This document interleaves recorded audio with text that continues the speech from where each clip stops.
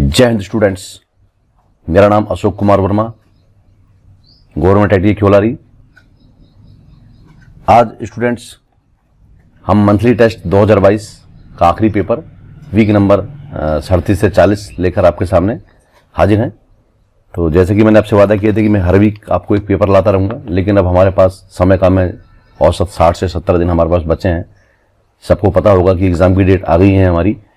3 जुलाई से 5 जुलाई के बीच हमारे प्रैक्टिकल हैं और 10 से 20 जुलाई के बीच में हमारे सीबीटी एग्ज़ाम है। तो उसको ध्यान में रखते हुए अब मैं कोशिश करूंगा कि आपको हफ्ते में 2 पेपर डालूं। तो जैसा कि आज हमारा क्या है, मंथली टेस्ट 2022 का आखिरी पेपर है। इसके बाद हम मंथली टेस्ट 2021 की सीरीज मैंने ढूंढ ली है, उसके पेपर हम डालेंगे। ठीक है स्टूडेंट्स। तो इसके साथ साथ हमने एक प्रयास किया है कि जो अपना कम्युनिटी में एक क्विज सेक्शन आता है, तो क्विज सेक्शन में हम 10 वर्ष पुराने एनसीईआरटी के प्रश्न पत्रों का कलेक्शन मेरे पास में है। उनसे कुछ मुख्य प्रश्न हम उठा रहे हैं, कुछ एमपीटीओ 2016 के पुराने पेपर उनसे क्वेश्चन उठा रहे हैं, प्लस जो भारत स्किल निमी सीरीज है उसके अंदर से बहुत सारे महत्वपूर्ण प्रश्नों का संग्रह हम कम्युनिटी में डाल रहे हैं। तो आप लोग कम्युनिटी टैब में जाके क्विज सेक्शन में आप देखेंगे तो आपको बहुत सारे प्रश्न मिलेंगे। वो सारे प्रश्न चेक किए हुए हैं कि उनके आंसर बिल्कुल सही हैं। तो आप निश्चिंत होकर उन प्रश्नों को देखें और अपने परीक्षा की तैयारी करें। तो आप इससे जो है अपना निमी के जो अपने एग्ज़ाम है, आईटीआई के एग्ज़ाम है, इनकी तैयारी तो आपकी होगी, लेकिन इसके साथ में आपकी जैसे आपने रेलवे की तैयारी करना है, डीआरडीओ की करना है, इसरो की करना है, तो उसके लिए भी ये बहुत महत्वपूर्ण प्रश्न है। तो आप लोग इनका फ़ायदा लें। ठीक है स्टूडेंट। तो यदि आप लोग सक्सेस होंगे तो मेरी मेहनत कामयाब होगी। मैं मेरी तरफ से पूरी कोशिश कर रहा हूँ कि वेल रेटेड में जो स्टूडेंट ने आईटीआई करी है उन्हें ज़्यादा से ज़्यादा जॉब मिले। तो स्टूडेंट इसी के साथ हम ज़्यादा टाइम ना करते हुए अपना पेपर सॉल्व करना चालू करते हैं। तो आज का हमारा पहला प्रश्न है, क्या कम गलनांक वाली धातुओं पर हार्ड फेसिंग की जा सकती है? इसका आंसर क्या आएगा? नहीं। क्या आएगा अपना? नहीं की जा सकती है। बिल्कुल आप निश्चिंत होकर इसका आंसर दें कि कम गलनांक वाली धातुओं पर हार्ड फेसिंग नहीं की जा सकती है। ठीक है। अगला क्वेश्चन है हमारा, स्टील में क्रोमियम क्यों मिलाया जाता है? तो क्लियर है, हमने पढ़ा है, आपने भी पढ़ा होगा कि जंग रोधक गुण बढ़ाने के लिए क्रोमियम की खासियत क्या है, ये जंग रोधी होता है और ये जो अपना जंग रोधक बनाता है। अपना स्टील को नहीं, अपन स्टील में जंग नहीं लगती है तो उसे कौन बचाता है जंग से? अपना क्रोमियम बचाता है। ठीक है। अगला प्रश्न है हमारा, प्रश्न नंबर 3, निम्न में से कौन से अवयव WPS पर लिखे जाते हैं? ठीक है अपना। तो उस पर आया अपना क्रिया क्रमांक, मेटल की मोटाई, वेल्डिंग स्थिति, है ना। तो इसका आंसर अपना क्या आएगा? ये सभी। क्या आएगा अपना इसका आंसर? All of these. ठीक है। अब हमारा प्रश्न नंबर 4 है, एक वार्न आउट मेटल के लिए हार्ड फेसिंग करने का विशेष लाभ क्या है? एक वार्न आउट मेटल के लिए अपना हार्ड फेसिंग हम क्यों करते हैं? यांत्रिक गुण कम करने के लिए, श्रम लागत बढ़ाने के लिए, निष्क्रिय समय बढ़ाने के लिए, मैकेनिकल ऑपरेटिंग दक्षता बढ़ाने के लिए। तो इसका आंसर अपना क्या आएगा? मैकेनिकल ऑपरेटिंग दक्षता बढ़ाने के लिए। ठीक है। अगला प्रश्न है हमारा, प्रश्न नंबर 5, आर्क वेल्डिंग में किस प्रकार के ट्रांसफार्मर का प्रयोग किया जाता है? ये पहले भी कई बार आ चुका है और ये क्वेश्चन आपको हर एक एग्जाम में आएगा। तो बिल्कुल आप निश्चित होकर आर्क वेल्डिंग में, मिग वेल्डिंग में, किसी भी वेल्डिंग में आपसे पूछा जाता है तो एक ही ट्रांसफार्मर यूज किया जाता है, वो है अपना स्टेप डाउन। ठीक है। और यहाँ पर थोड़ा स्पेलिंग उन्होंने गलत लिख दिया है। ऊंचाई को बोलते हैं अपन स्टेप अप, है ना। उच्चामी लिख दिया है, उदासीन। ठीक है। अपचामी लिख दिया, अपचाई है ये। तो यहाँ पे आएगा अपना स्टेप डाउन। क्या आएगा अपना? Step down. बिल्कुल आप ये क्वेश्चन याद कर लें कि यदि वेल्डिंग में कहीं भी आपसे पूछा जाता है तो स्टेप डाउन ट्रांसफार्मर अपन इस्तेमाल करते हैं। अगला प्रश्न हमारा, प्रश्न नंबर 6, सरफेसिंग करते समय डिपॉजिट की हुई धातु को एक निश्चित गहराई से अधिक पेनिट्रेट नहीं करना चाहिए, नहीं तो वह पृथक धातु के साथ प्रतिक्रिया करेगा और उसके गुणों को बदल देगा। अधिक गहराई कितनी है? तो ये है बेटा अपना 0.5। कितना है अपना? 0.5 है। यहाँ पे कंफ्यूजन नहीं होना 0.05 में और 0.5 में। ठीक है। 0.5 आएगा अपना। अब अगला प्रश्न हमारा, प्रश्न नंबर 7, छोटे वेल्ड को 2 टुकड़ों को अस्थायी रूप से जोड़े रखने के लिए इस्तेमाल किया जाता है, जिसे कहा जाता है 2 छोटे टुकड़ों को हम अस्थायी रूप से जोड़ना। क्या बोल दिया इसने? अस्थायी।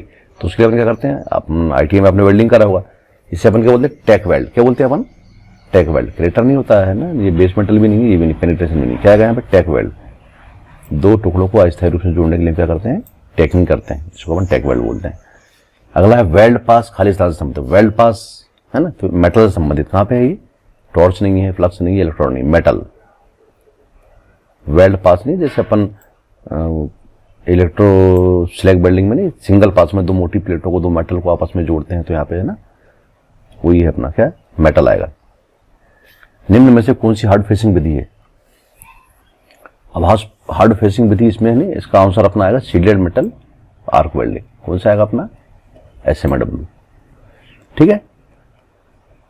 प्रश्न नंबर 10 है मेटलाइजिंग है।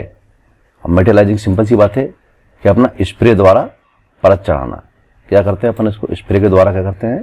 परत चढ़ाना। ये मेटलाइजिंग है। ठीक है, मैं ज़्यादा टेंशन लेने वाली बात नहीं है, बिल्कुल क्लियर है ये।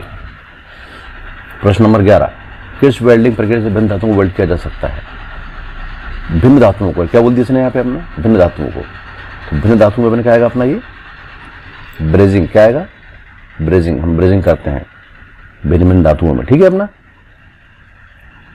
प्रश्न नंबर 12, जिन पाइप पर जस्ती की परत चढ़ी होती है उसे क्या कहते हैं? उसे हम कहते हैं GI पाइप, है ना। घरों में अपन नल फिटिंग के लिए पहले अपन लोहे के पाइप यूज करते थे, और अभी वो जो पाइपलाइन बिछती हैं वो कौन सी बिछती है? GI, मतलब गैल्वेनाइज्ड आयरन।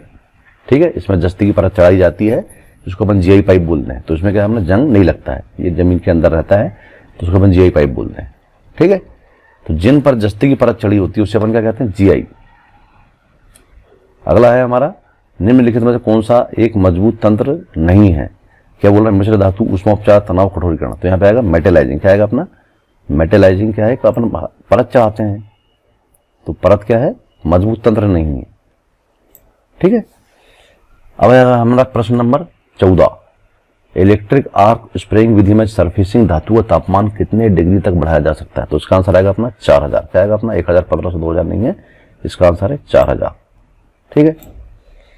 अब हमारा प्रश्न नंबर 15, किसी भी सतह पर खांचे भरने के लिए कौन सी वेल्डिंग प्रक्रिया वांछनीय है? खांचे भरने के लिए मतलब अपन क्या, ग्रूव भरने के लिए। तो ग्रूव सबसे अच्छे ग्रूव का में भरे जाते हैं अपना, है ना, शील्डेड मेटल आर्क वेल्डिंग में, ऑक्सीजन वेल्डिंग में, टिग वेल्डिंग में, सबमर्ज आर्क वेल्डिंग में। इन चारों वेल्डिंग में सबसे अच्छे खांचे कहाँ में भरे जाते हैं?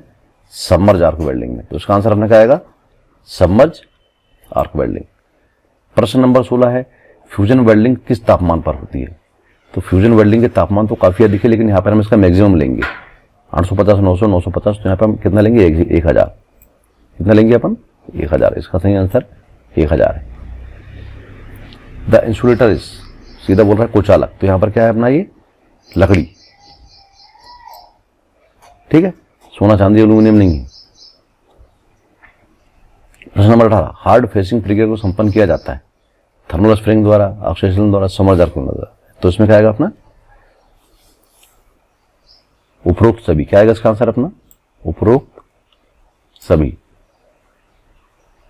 प्रश्न नंबर 19, वह दूरी जिसमें मिश्रण वेल्डिंग के दौरान मूल धातु में फैलता है या पिघली हुई सतह से गुजरता है वह क्या कहलाता है? तनुकरण, डेप्थ ऑफ फ्यूजन, कोल्ड निक्षेपण दर। इसका आंसर आएगा अपना निक्षेपण दर, डिपोजिशन रेट। प्रश्न नंबर 20 है, हार्ड फेसिंग का अर्थ होता है। हार्ड फेसिंग का अर्थ होता है, तो आपने इसको पढ़ा होगा चैप्टर में, तो स्टार्टिंग में दिया है अपना। क्या है कि नरम धातु पर ठोस धातु की परत चढ़ाना। ठीक, तो इसके साथ हमारे यहाँ पे 20 क्वेश्चन समाप्त होते हैं। अब आप बोलेंगे कि सर आपने बहुत जल्दी जल्दी पेपर चढ़ाया, ज़्यादा समझाया नहीं, क्योंकि बेटा एग्जाम नज़दीक है, तो है ना, टाइम आपके पास भी नहीं है, इसलिए आपको जल्दी जल्दी क्या करना है? जल्दी जल्दी पढ़ाई करना, समझना है अपना। और यदि किसी को कुछ समझ पे नहीं आता है तो बिल्कुल मुझसे कांटेक्ट कर सकता है, कमेंट कर सकता है, तो मैं उसको समझा दूंगा। ठीक है अपना, या मुझे कॉल भी कर सकता है बंदा, मुझे कमेंट करो, मैं आपको नंबर दूंगा, आप मुझे कॉल करके इसके बारे में क्लियर कर सकते हैं। अच्छे से तैयारी करें, बिल्कुल आप अच्छी पढ़ाई करें और अच्छे नंबरों से पास हो। ठीक है, और मैं फिर से बता रहा हूँ आपको कि अभी मैंने बिल्कुल जो अपने कम्युनिटी टैब है उसके अंदर कुछ क्वेश्चन डालने चालू कर रहे हैं, तो वो पूरे पुराने पेपरों का संग्रह है, उसमें आपको सब कुछ मिल जाएगा। जैसे कि भारत स्किल है ना, पुराने टीओ के पेपर्स हैं, और प्लस DRDO के पेपर भी मैं कलेक्ट कर रहा हूँ, वो मिलेंगे तो उनको भी अभी डालूंगा आगे चल के अपना। और 10 वर्ष के पुराने NCVT के पेपर हैं, उनके क्वेश्चन हैं, तो वो सब मैं ढूंढ के आपके लिए डाल रहा हूँ। अभी फिलहाल आर्क वेल्डिंग के क्वेश्चन डाल रहे हैं, इसके बाद गैस वेल्डिंग के मैक्सिमम क्वेश्चन डालेंगे, उसके बाद आधुनिक वेल्डिंग वीडियो में जो भी जैसे थर्मिट वेल्डिंग उसके कितने क्वेश्चन डाल सकता हूँ तो वो डालूंगा। तो जो भी मुझे पुराने पेपरों से क्वेश्चन का संग्रह मिलेगा वो सभी क्वेश्चन में डालूंगा। और कोशिश करूंगा कि जब आप पेपर देने जाएं तो सारे प्रश्न कहाँ से आए? अपने संग्रह के अंदर से ही आए, बाहर से कोई ना आए। तो मैं तो मेहनत कर रहा हूँ बच्चों, अब आप भी मेहनत करो और सफलता पाओ। ठीक है स्टूडेंट, अब आपका मैं ज़्यादा समय खराब ना करते हुए, जय हिंद, जय भारत, भारत माता की जय।